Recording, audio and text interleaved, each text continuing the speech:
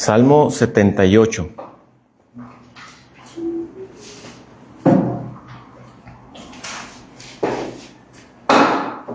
Dice la palabra de Dios en Salmo 78. Escucha, pueblo mío, mi ley, inclinad vuestro oído a las palabras de mi boca. Abriré mi boca en proverbios, hablaré cosas escondidas desde tiempos antiguos, las cuales hemos oído y entendido, que nuestros padres nos las contaron. No las encubriremos a sus hijos, contando a la generación venidera las alabanzas de Jehová y su potencia y las maravillas que hizo. Él estableció testimonio en Jacob y puso ley en Israel, la cual mandó a nuestros padres que la notificasen a sus hijos, para que lo sepa la generación venidera y los hijos que nacerán. Y los que se levantarán lo cuenten a sus hijos, a fin de que pongan en Dios su confianza y no se olviden de las obras de Dios, que guarden sus mandamientos y no sean como sus padres, generación contumaz y rebelde, generación que no dispuso su corazón ni fue fiel para con Dios su espíritu. Los hijos de Efraín, arqueros armados, volvieron las espadas en el día de la batalla. No guardaron el pacto de Dios, no quisieron andar en su ley, sino que se olvidaron de sus obras y de sus maravillas que les había mostrado. Delante de sus padres hizo maravillas en la tierra de Egipto, en el campo de Zoán. Dividió el mar y los hizo pasar, detuvo las aguas como en un montón. Les guió de día con nube y toda la noche con resplandor de fuego. Hendió las peñas en el desierto y les dio a beber como de grandes abismos, pues sacó de la peña corrientes e hizo descender aguas como ríos. Pero aún volvieron a pecar contra él, rebelándose contra el Altísimo en el desierto, pues tentaron a Dios en su corazón, pidiendo comida a su gusto. Y hablaron contra Dios, diciendo: ¿podrá poner mesa en el desierto? He aquí, ha herido la peña y brotaron aguas, y torrentes inundaron la tierra. ¿Podrá dar también pan? ¿Dispondrá carne para su pueblo? Por tanto, oyó Jehová y se indignó. Se encendió el fuego contra Jacob y el furor subió también contra Israel, por cuanto no habían creído a Dios ni habían confiado en su salvación. Sin embargo, mandó a las nubes de arriba y abrió las puertas de los cielos e hizo llover sobre ellos maná para que comiesen y les dio trigo de los cielos. Pan de nobles comió el hombre, les envió comida hasta saciarles. Movió el solano en el cielo y trajo con su poder el viento sur e hizo llover sobre ellos carne como polvo, como arena del mar, aves que vuelan. Las hizo caer en medio del campamento alrededor de sus tiendas. Comieron y se saciaron. Les cumplió pues su deseo. No habían quitado de sí su anhelo, aún estaba la comida en su boca, cuando vino sobre ellos el furor de Dios, e hizo morir a los más robustos de ellos, y derribó a los escogidos de Israel. Con todo esto, pecaron aún, y no dieron crédito a sus maravillas. Por tanto, consumió sus días en vanidad, y sus años en tribulación. Si los hacía morir, entonces buscaban a Dios. Entonces se volvían solícitos en busca suya, y se acordaban de que Dios era su refugio, el Dios Altísimo, su Redentor. Pero le lisonjeaban con su boca y con su lengua le mentían, pues sus corazones no eran rectos con él, no estuvieron firmes en su pacto. Pero él, misericordioso, perdonaba la maldad y no los destruía, y apartó muchas veces su ira y no despertó todo su enojo. Se acordó de que eran carne, soplo que va y no vuelve. Cuantas veces se rebelaron contra él en el desierto, lo enojaron en el yermo. Y volvían y tentaban a Dios y provocaban al Santo de Israel. No se acordaron de su mano, del día que los redimió de la angustia, cuando puso en Egipto sus señales y sus maravillas en el campo de Zoán. Y volvió sus ríos en sangre y sus corrientes para que no bebiesen. Envió entre ellos enjambres de moscas que los devoraban y ranas que los destruían. Dijo también a la oruga, dio también a la oruga sus frutos y sus labores a la langosta. Sus viñas destruyó con granizo y sus higuerales con escarcha. Entregó el pedrisco sus bestias y sus ganados a los rayos.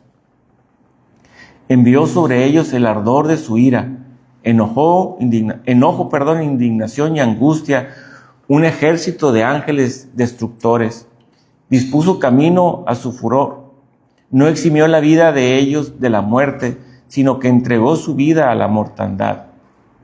Hizo morir a todo primogénito en Egipto, las primicias de su fuerza en las tiendas de Cam.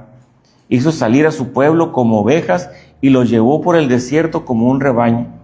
Los guió con seguridad, de modo que no tuvieran temor, y el mar cubrió a sus enemigos. Los trajo después a las fronteras de su tierra santa, a este monte que ganó su mano derecha. Echó las naciones de delante de ellos. Con cuerda repartió sus tierras en heredad e hizo habitar en sus moradas a las tribus de Israel. Pero ellos tentaron y enojaron al Dios Altísimo y no guardaron sus testimonios, sino que se volvieron y se rebelaron como sus padres, se volvieron como arco engañoso. Lo enojaron con sus lugares altos y lo provocaron a celo con sus imágenes de talla. Los oyó Dios y se enojó y en gran manera aborreció a Israel. Dejó, por tanto, el tabernáculo de Silo, la tienda en que habitó entre los hombres, y entregó a cautiverio su poderío y la gloria en mano del enemigo. Entregó también su pueblo a la espada y se irritó contra su heredad. El fuego devoró a sus jóvenes y sus vírgenes no fueron loadas en cantos nupciales. Sus sacerdotes cayeron a espada y sus viudas no hicieron lamentación. Entonces despertó el Señor como quien duerme, como un valiente que grita excitado del vino, e hirió a sus enemigos por detrás, les dio perpetua afrenta. Desechó la tienda de José y no escogió la tribu de Efraín, sino que escogió la tribu de Judá, el monte de Sión, al cual amó. Edificó su santuario a manera de eminencia, como la tierra que cimentó para siempre. Eligió a David su siervo y lo tomó de las majadas de las ovejas. Detrás las paridas lo trajo para que apacentase a Jacob su pueblo y a Israel su heredad. Y los apacentó conforme a la integridad de su corazón, las pastoreó con la pericia de sus manos. Palabra de Dios. Oremos, hermanos. Gracias, Señor, te damos por este tiempo de lectura y por este tiempo que hemos pasado aquí reunidos, Señor, ante tu presencia. Te damos gracias por todo lo que hemos visto y aprendido hasta este momento. Te damos gracias por las alabanzas que hemos podido también elevar tu nombre, Señor. Te damos gracias por todo lo que has hecho para bendecir nuestras vidas hasta este momento, Señor. Y te damos gracias por lo que seguramente harás, Señor, con el mensaje de tu palabra. Edifica nuestras vidas, Señor. Ayúdanos, Padre Santo, para poner atención y para también, Señor, esforzarnos por meditar en tu palabra y aplicarla también en nuestras vidas, Señor. Te rogamos también que bendigas las ofrendas que serán levantadas en tu nombre, Señor, que ayudes a quienes las administran para que, Señor, tu obra siga adelante. Gracias, Señor, por todo este tiempo. Bendice también al predicador. Úsalo, Señor, para que puedas hablarnos tú directamente a nuestros corazones, Señor. En nombre de Cristo Jesús. Amén. Amén.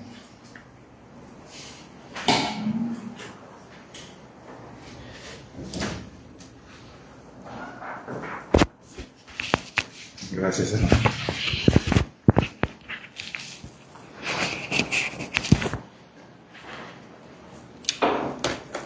Bueno, volvamos por favor a Jeremías capítulo 2, versículos del 1 al 13.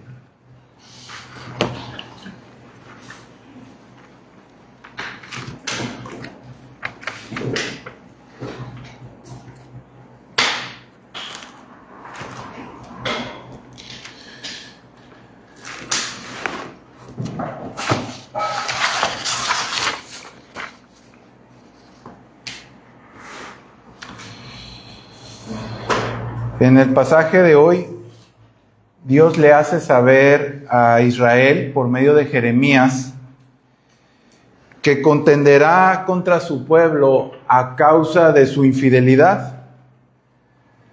Aunque Jehová amó a Israel y lo introdujo a una tierra próspera, Israel se apartó de Dios sin causa, se olvidó del Señor y fue detrás de ídolos que no son nada. Su pecado es tan grave que aún Dios le llama a los cielos a estremecerse.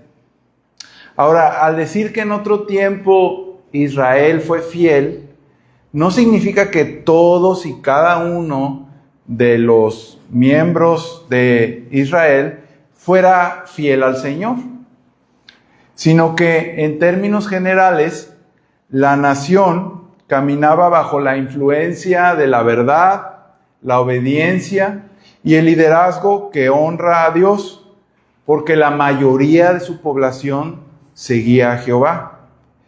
Sin embargo, al corromperse con el paso del tiempo, ya no eran muchos fieles y unos cuantos infieles, sino que la proporción se invirtió.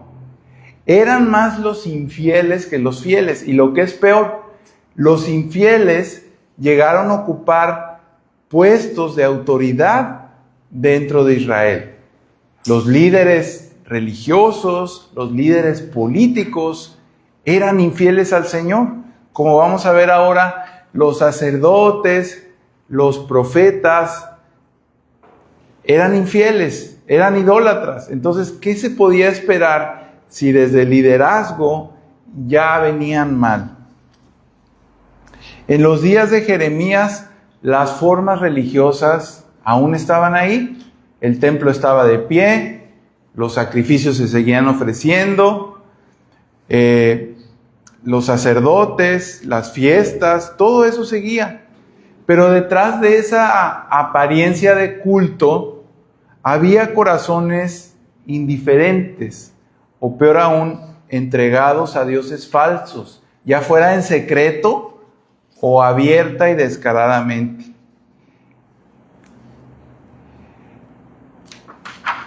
En el pasaje de hoy vamos a seguir un sencillo bosquejo de 3 puntos. El primer punto podríamos titularlo: Dios denuncia el abandono de su pueblo, entre los versículos 1 al 3. El segundo encabezado de este mensaje podríamos llamarle: Dios inquiere sobre la razón del abandono de su pueblo. O Dios pregunta, ¿verdad? Inquirir es preguntar. Dios inquiere sobre la razón del abandono de su pueblo, entre los versículos 4 y 8. Y del 9 al 13, Dios determina permanecer en contra de su pueblo a causa de su pecado. Entonces, Dios denuncia el abandono de su pueblo, Dios inquiere sobre la razón del abandono de su pueblo y Dios determina permanecer en contra de su pueblo. A este mensaje que podemos titularle: No dejes la fuente por cisternas rotas, o no cambies la fuente por cisternas rotas. Ya vimos que la esencia del mensaje de Jeremías, la esencia que Jeremías debía dar de parte de Dios, ¿verdad? Es que Dios iba a construir, pero antes de construir era necesario derribar ruinas. Que Dios iba a plantar, pero antes de plantar era necesario arrancar lo que había, porque ya se había deteriorado a un grado de que ya no era posible reformar. Era necesario dar un borrón y cuenta nueva. La sección comprendida entre el capítulo 2 y hasta el 25 consiste en mensajes de Dios contra Judá. Dios le está haciendo ver a su pueblo por qué razón va a ser castigada. Sabemos que Dios usó como instrumento de castigo a otra nación, que después también la juzgó, que se llamó Babilonia. Desde que Dios conformó a su pueblo, Él le advirtió que si le abandonaba, le iba a castigar e iba a sufrir una serie de desventuras.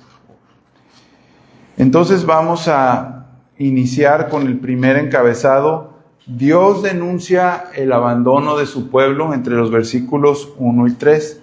Lo primero que nos llama la atención en el versículo 1 es la manera en que Jeremías debe comunicar el mensaje. Fíjense que dice, anda y clama a los oídos.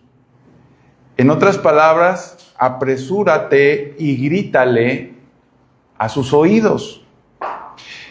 Con esta expresión, Dios quiere hacerle entender a Jeremías que los mensajes contra Judá, otra vez que van de los capítulos 2 al 25, deben hacerse oír de inmediato, no como un tímido susurro, sino como un potente clamor. O sea, que Dios diga, grítale en los oídos, que te escuchen. Anda y ve, clama a sus oídos. Dios está airado contra su pueblo y determinado a castigarle si no se arrepiente. El versículo 2 dice, así dice Jehová, me he acordado de ti, de la fidelidad de tu juventud, del amor de tu desposorio, cuando andabas en pos de mí en el desierto, en tierra no sembrada. Santo era Israel a Jehová, primicias de sus nuevos frutos. Todos los que le devoraban eran culpables, mal venía sobre ellos, dice Jehová. O sea, Dios le hace ver, antes cuando tú eras fiel, cuando estabas en santidad, si alguien osaba atacarte, yo te defendía. Ahora van a venir atacantes contra Judá y Dios no va a hacer nada. Lo va a permitir porque es el castigo que vendría sobre ellos. En este punto es necesario aclarar que Dios no está hablando de tiempo pasado con nostalgia. O sea, no tratemos de entender aquí a Dios en términos humanos. Cuando hablamos o cuando sentimos nostalgia, normalmente idealizamos el pasado.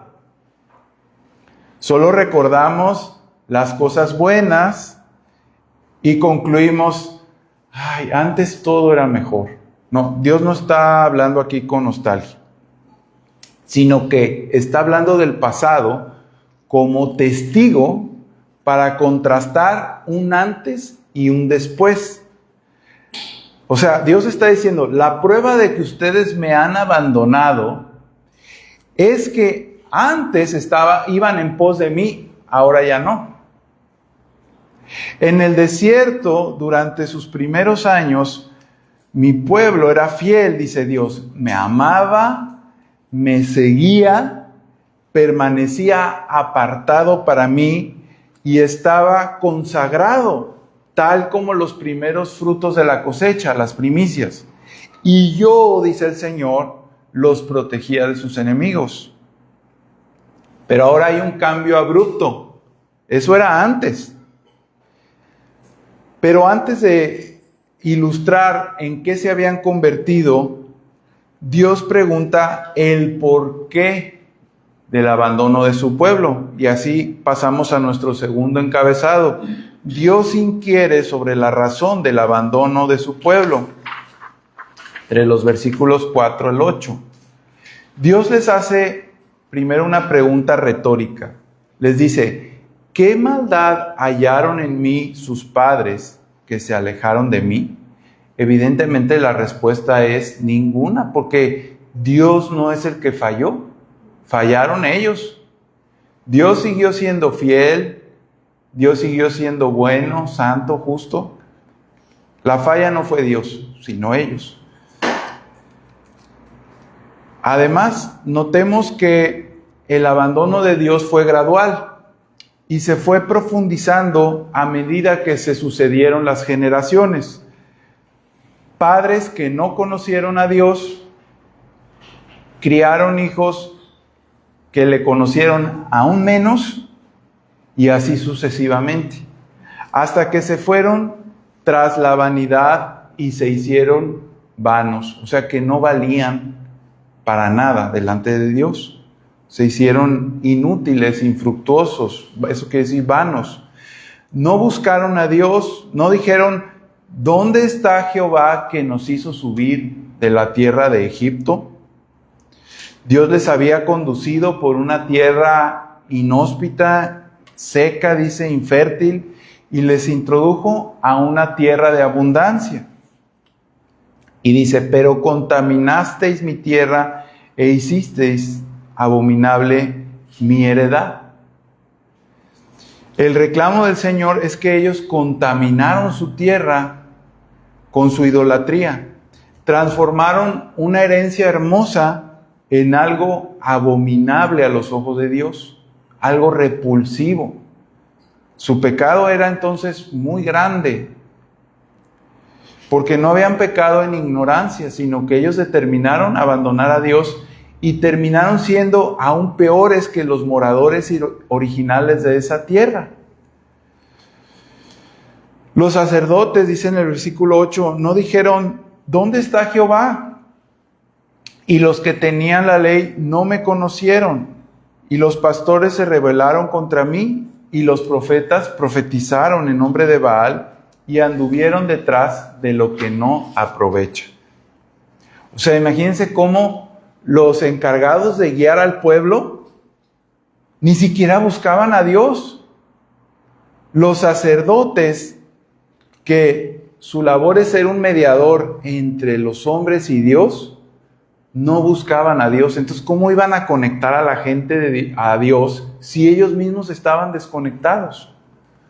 Los pastores se rebelaron contra Dios. ¿Qué hace un pastor? Un pastor guía, ¿verdad? Ahora, si está en rebeldía con Dios, ¿cómo puede guiar a Dios?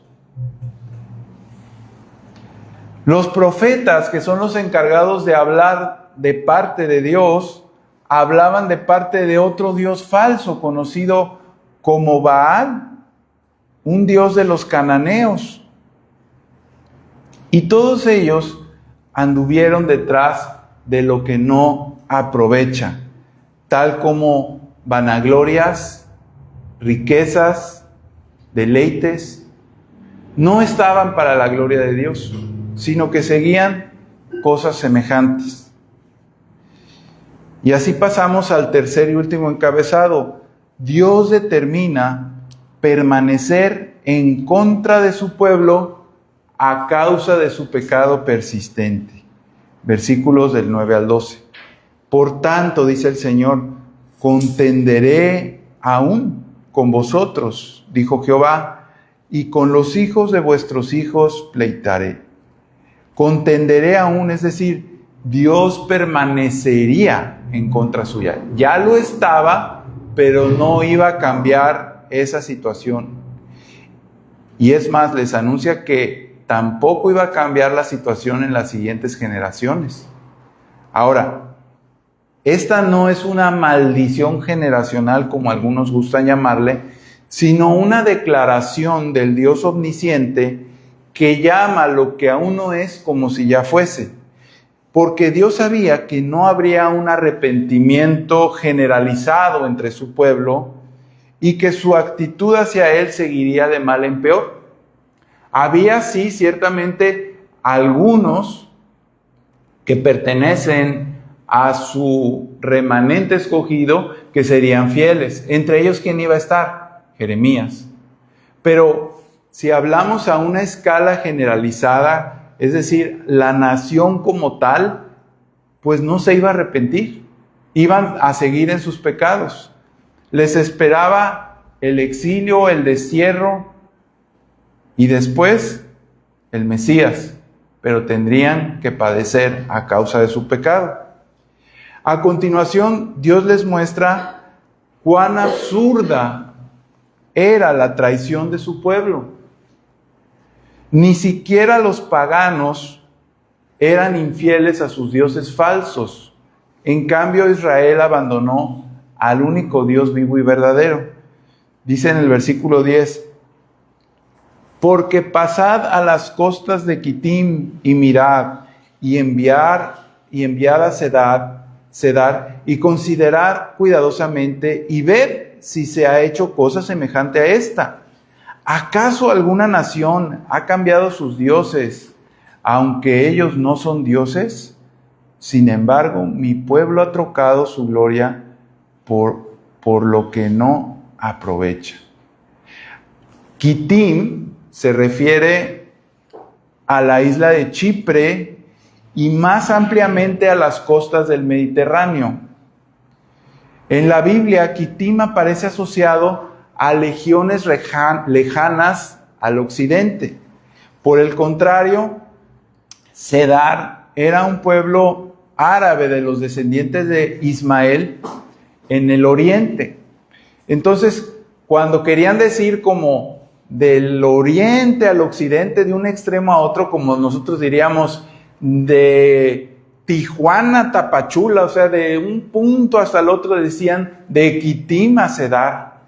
O sea, Dios está diciendo, recorre toda la tierra, vete hasta el punto más alejado a la izquierda y vete hasta el punto más alejado de la derecha y considera todos esos pueblos, observa detenidamente. ¿Hay algún pueblo que haya abandonado a sus dioses? No. ¿Cómo es que Israel, conociendo al Dios vivo y verdadero, haya abandonado su gloria por lo que no aprovecha? Su gloria, es decir, lo que le daba hermosura, sentido, identidad, permanencia. Cuando habla de que la gloria de la mujer es el cabello, cuando habla de que la gloria de Israel es Jehová, es decir, aquello que le distinguía, lo dejó. Entonces Dios está reclamándole a Israel, ¿cómo es posible que pudo haber hecho esto? Dios está profundamente indignado, tanto así que Él invoca a los cielos como testigos. Dice en el versículo 12, espantaos cielos sobre esto y horrorizaos, desolaos en gran manera, dijo Jehová.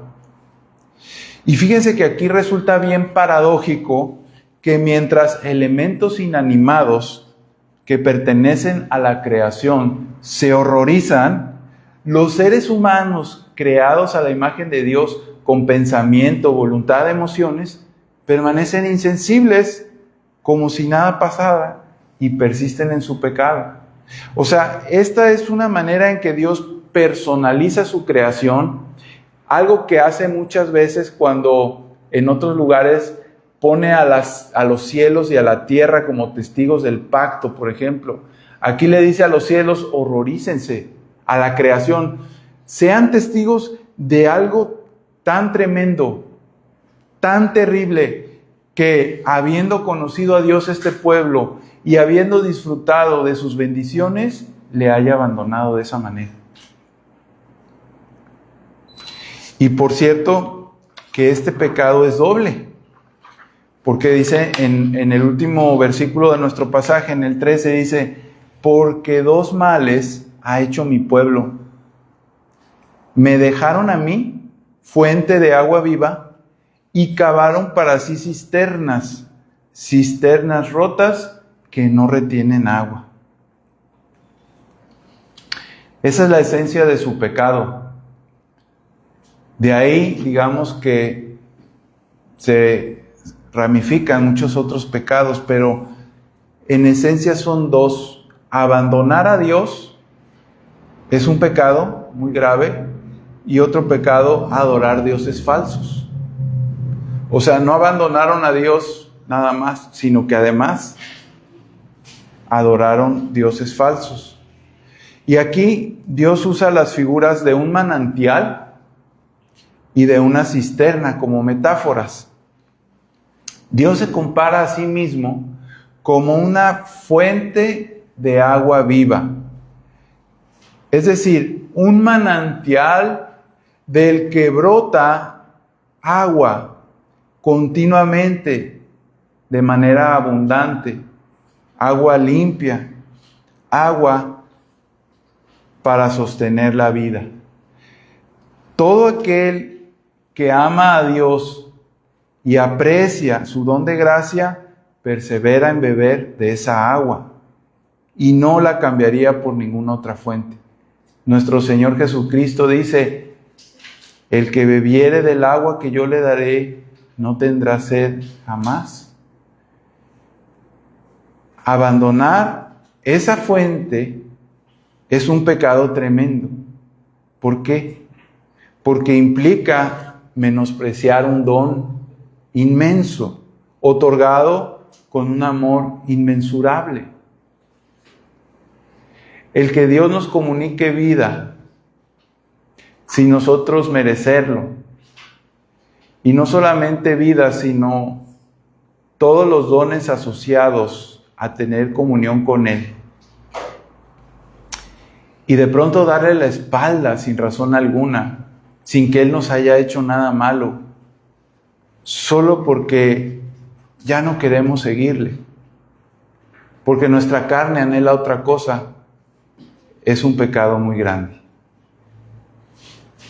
El segundo pecado es hacerse para sí cisternas. Ya no hablamos de una fuente que brota, de una fuente de agua viva que brota de la tierra, sino de un reservorio artificial, hecho por manos humanas, en el que se almacena agua. Por supuesto, nadie en su sano juicio cambiaría un manantial por una cisterna. Creo que todos nosotros que vivimos en un lugar donde el agua escasea, comprende esto perfectamente. O sea, si imaginamos un poco que en tu propiedad de pronto brote agua, ¿no? Pues qué bendición. Una fuente inagotable de agua limpia que está brotando ahí. Que alguien te dijera: oye, te cambio tu manantial por esa cisterna. Pues ni aunque fuera de 10,000 litros, ni de la mejor marca, ni nombre, ¿cómo te voy a cambiar mi manantial por una cisterna? Pero la cosa está aún peor, porque esa cisterna está rota. No solo cambiaron una cisterna por un manantial, sino que la cisterna que cavaron estaba rota. Por tanto, el agua se filtraba y se perdía. La ilustración es magnífica. Como siempre, Dios, con elementos sencillos, nos da una enseñanza bien profunda. La fuente de agua, ¿quién es? Es Dios. La cisterna son los ídolos. Y el agua son los beneficios asociados a cada uno de ellos. Mientras que en Dios hay guía, cuidado, provisión, en los ídolos hay apariencia de eso, pero en realidad no lo hay. Es como agua que se filtra, se va. ¿Dónde está la provisión que los ídolos prometían? ¿Dónde está la seguridad? ¿Dónde está la verdad? ¿Dónde está la guía? No hay tal cosa, todo eso se filtra y se va. Con esta ilustración, Dios subraya la insensatez de Judá, no solo al abandonar a Dios, sino a construir ellos mismos dioses falsos conforme a sus propios deseos, o seguir los dioses de los cananeos, como Baal, y había muchos Baales, dependiendo del aspecto en el que ese Baal se especializaba.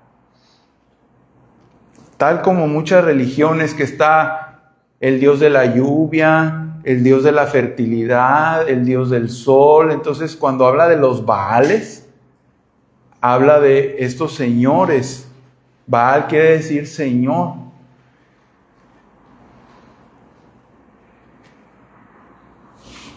He aquí una grave advertencia sobre redefinir a Dios y a los estándares de su palabra conforme a nuestro criterio humano.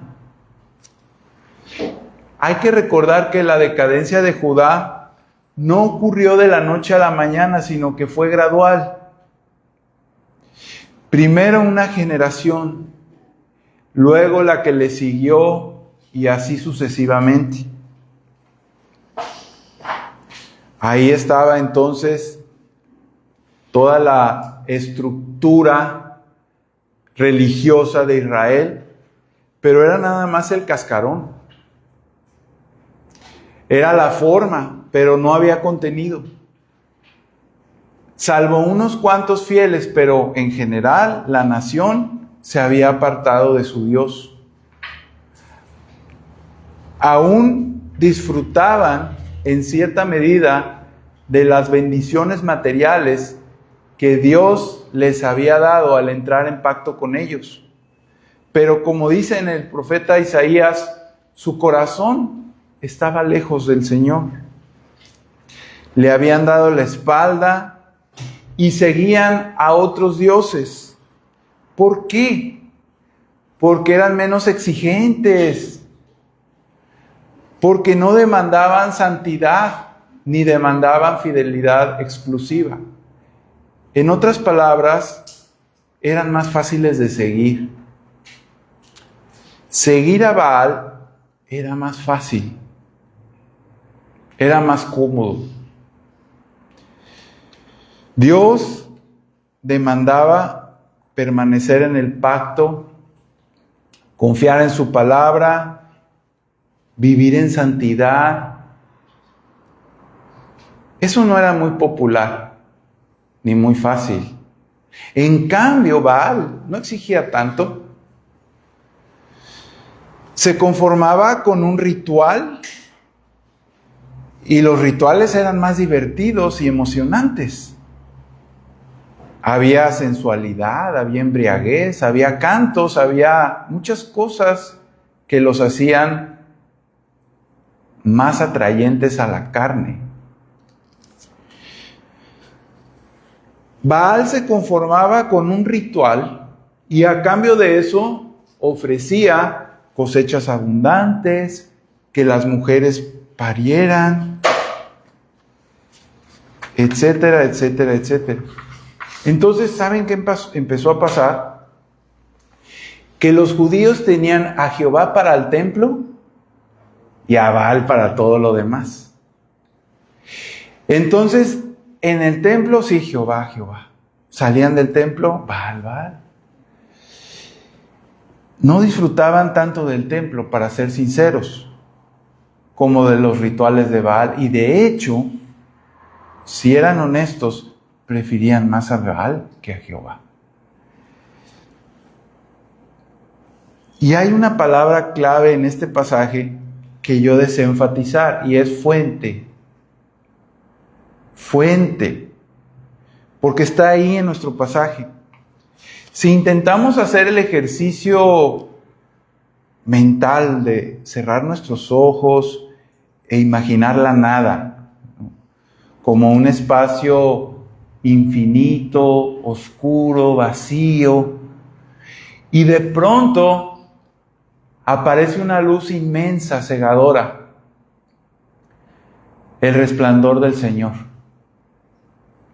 La fuente de la que provienen todas las cosas, porque Él es el creador y sustentador de todo lo que existe. Ahora, si por un momento desviamos nuestra mirada de esa luz y comenzamos a ponerla precisamente en las cosas que Él ha creado, ¿qué vemos? Un hogar, vestido, alimento, y más allá de esas cosas, las emociones o sentimientos que generan en nosotros: seguridad, comodidad, provisión. Ahora bien, preguntémonos, al considerar estas cosas, ¿dónde creen que deba estar el anhelo de nuestro corazón? ¿En la fuente o en las cosas? Porque somos muy dados a mirar las cosas creadas y las emociones y sentimientos que éstas producen en nuestro corazón y no voltear a la fuente, que es el Dios creador y sustentador de todas las cosas, quien debe ser honrado porque Él es digno de toda adoración, porque de Él proceden todas las cosas, suya es la gloria. Y olvidamos honrarle, amarle, obedecerle y servirle, porque nuestro corazón está puesto equivocadamente, como dice la palabra, en cosas que no aprovechan. Sí, qué importante es, ¿verdad? El hogar, el vestido, el alimento, pero todas esas cosas son sujetas a corrupción, finalmente se desgastan y se acaban. Olvidar al Dios vivo y verdadero es ser ingratos, insensatos. Pecamos doble al abandonar a Dios y construir para nosotros mismos cisternas que no son capaces de retener el agua. Al poner nuestra confianza, tal vez no en un Baal, porque Baal ya cayó, ya pasó de moda, ya se olvidó, pero sí que tenemos ahora en nuestra sociedad moderna e industrializada otro tipo de ídolos donde encontramos seguridad, confianza, provisión y sustento. Podemos confiar en nuestro seguro de vida o en que nuestra casa está bien construida o en que nuestro ahorro es suficiente o en que tenemos un amigo con influencias o en que tenemos un familiar rico o un auto que no nos va a fallar o cualquier otra cosa creada. ¿En dónde está puesta nuestra confianza? Y aun si gozamos de todas estas cosas, desde un corazón centrado en el Señor, ¿le agradecemos? ¿En dónde está nuestro deleite? Podemos decirle, Señor, si todo me faltara, si estuviera en esa nada, teniéndote a ti lo tengo todo. Y Dios nos llama, Él clama a nuestros oídos, nos grita a nuestros oídos para que nos volvamos a Él. Vamos a ver en esta serie de mensajes de juicio cómo Dios una y otra vez dice, vuélvanse a mí. O sea, mientras te va a pasar esto, va a venir el castigo, Él no deja de decir, vuélvete a mí. Porque, como decía el hermano Jesús, tal vez no escapes de las consecuencias y cuando lleguen los babilonios a ti también te va a tocar el hachazo o la estocada con una espada, pero tendrás vida eterna, tendrás esperanza.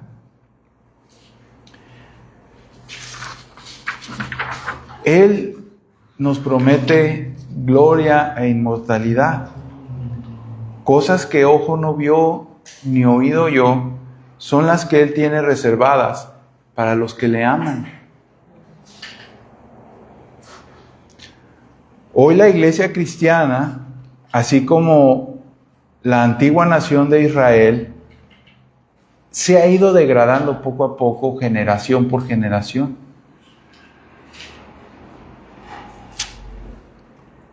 Ha cedido mucho a falsas enseñanzas, a modas, ha tratado de conformarse al mundo en lugar de conformarse a la palabra de Dios. Ha distorsionado o suavizado el evangelio. La liturgia de su adoración ha adoptado muchas formas modernas de entretenimiento, cambiando el culto a Dios a que sea agradable para el asistente, desde el tipo de predicación hasta el tipo de música, buscando que la gente salga diciendo qué buen espectáculo, como si fuera un espectáculo, no tanto una instrucción que Dios nos hace, un mensaje solemne, porque fíjense el mensaje que le tocó a Isaías comunicar y cómo lo tenía que comunicar. Por eso es que él no fue popular, sino que más bien fue rechazado. Estaba leyendo que los bautistas del sur, que durante mucho tiempo fueron considerados como esa rama conservadora, fiel, se está comenzando a debatir entre ellos si deben dar lugar al pastorado femenino o no. O sea, ya el hecho de que se lo planteen como una discusión nos deja ver que a la iglesia también le está afectando todo esto. Debemos tener mucho cuidado entonces de que los cambios comienzan con pequeñas concesiones. Y una vez más Dios nos llama a renovarnos en Él, a volver a Él, en examinar tanto la iglesia local como la iglesia en general, como mi propia vida, mi propia familia. Señor, ¿te estoy realmente amando a ti? Soy uno en el templo y digo, oh Jehová, y salgo a mi vida y coqueteo con los Baales. ¿Cómo me comporto yo cuando estoy fuera del ámbito de la iglesia? ¿Soy el mismo o doy otra cara? Son preguntas que yo me debo formular. No debemos cambiar al Dios vivo y verdadero por ídolos. Aquí Dios le recuerda a Israel, tú eras fiel, tú ibas bien, tú me amabas y mientras tú me amabas, yo fui fiel a mis promesas. Si te está yendo mal, entonces no es que yo haya fallado, es que tú te desviaste. Es una advertencia que también va contra cada uno de nosotros. Y lo peor de desviarse no es tanto las cosas malas que pasan, entre comillas malas, sino el dejar de tener esa comunión con Dios. Esa es la esencia de la pérdida.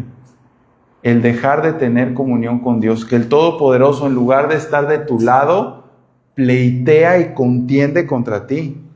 Eso es algo muy tremendo.